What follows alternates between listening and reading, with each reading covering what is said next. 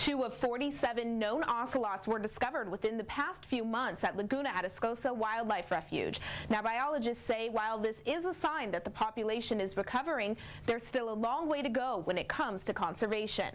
But there is hope on the horizon for these cats. You might never see an ocelot in the Rio Grande Valley.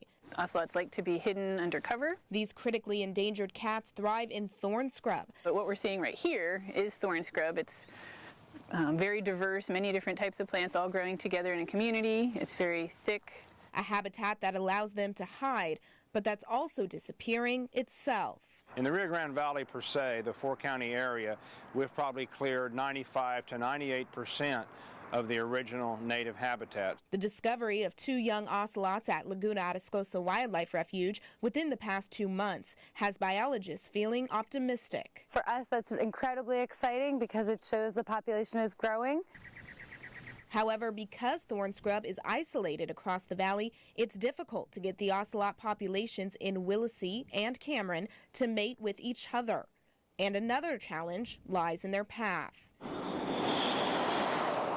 In order to keep the ocelot population from becoming extinct, it's not only about breeding them successfully, but about making sure they stay alive. And one of the biggest threats to these cats is being hit by cars when they cross the highway. That's why TxDOT is partnering with the U.S. Fish and Wildlife Department to make crossing the road safer for these animals. 13 wildlife crossings will be installed within the next 2 years along State Highway 100 and FM 106. As you're driving, you won't be able to see these culverts. Like, think of it like tunnels, but they're wide enough that they can actually provide passage for several of the wildlife. The conversation between the 2 state departments became more urgent after 2 ocelots were killed within 1 year of each other on State Highway 100.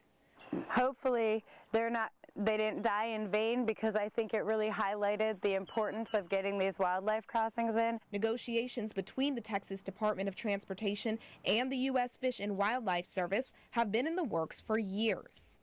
We needed to talk to individuals who are the experts at, we're the experts at building the roads, but they're the experts as far as wildlife behavior. Part of that discussion was figuring out how effective the crossings would be. The big ordeal in this matter was really where to put those corridors. Laguna Atascosa has been using radio and GPS collars to track where ocelots cross the road the most often.